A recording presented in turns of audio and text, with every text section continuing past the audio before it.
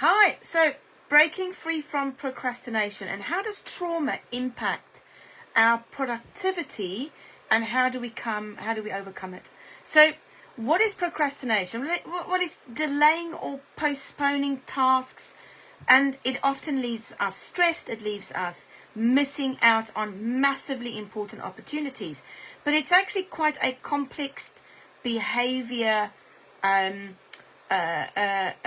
trait, and it involves our cognitive, emotional, and our behavioral factors. So what is the psychology behind procrastination? Well, simply it's fear of failure. It's the most common reason why most people will procrastinate. And when we've suffered trauma and we've having to deal with that aspect, we often procrastinate even more.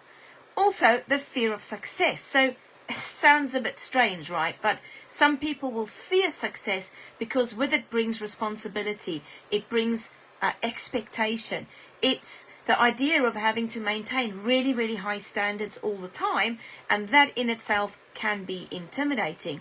Now, perfectionism plays a massive role too, because when we set unrealistic expectations or very high standards for yourself, you procrastinate because you fear that your work isn't going to be perfect. So you just put it off. You don't start it or you don't finish it. And a massive one, avoidance of discomfort. As humans, we will always try and avoid discomfort. It is our automatic option. We'll move away from anything that makes us feel uncomfortable because we want to avoid it. So therefore, if certain tasks or jobs make us feel uncomfortable, then we'll just not do it.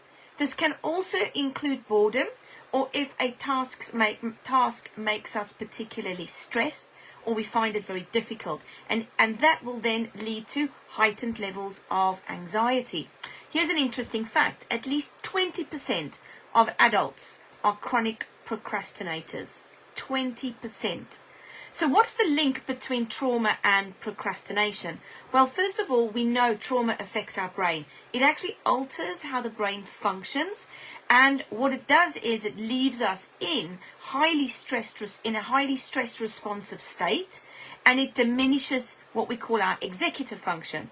So the amygdala, which is here, becomes really overactive, while our prefrontal cortex, responsible for our planning and our decision making, becomes underactive. So this is why trauma survivors particularly find focus and organization difficult, and that's what leads to your procrastination. It also impacts us emotionally. So what it does is it creates a heightened level of anxiety, depression, and PTSD, and that also contributes to our procrastination. So procrastination almost becomes a symptom, becomes a coping technique, so we can avoid all the triggers of stress. That's not a nice place to live. Also, it can cause intrusive thoughts and flashbacks. So it then makes it really hard for us to concentrate. So trauma victims struggle with memory and decision making, and that leads to our procrastination. So what does it really affect? It affects our performance at work. So it leads to a decrease in productivity, it increases absenteeism, and it increases burnout. So that makes it really difficult to maintain constant performance in work, but it has massive impacts on your personal life too.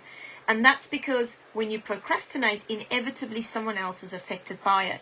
And generally what we see, massive impact on our relationships. Either the ones we have or the ones we're trying to get. We just can't access a relationship. I can't tell you how many people I come across in my consultations that just say, I'm unable to maintain a relationship. I can't maintain a romantic relationship. I don't know how to build this up with someone. What do I do? Your trauma responses and your symptoms are what's holding you back. It also affects daily functionality, like simple tasks can become overwhelming, and then that cycles your guilt factor. Okay, so guilt becomes a really strong emotion when we procrastinate. Now, the long-term consequences are something that we've got to maintain, and that is it leads to chronic stress, poor health, reduction of our quality of life, and really importantly, it can produce hypertension and heart disease. So it's really, really super important that you manage your procrastination. And if you are a procrastinator and you've suffered severe trauma, you need to get in contact. Let us help you do that. In fact, today in our program, I go live every Friday, just like I sort of do every year. But we have a step-by-step process that helps our clients overcome procrastination by identifying its root cause.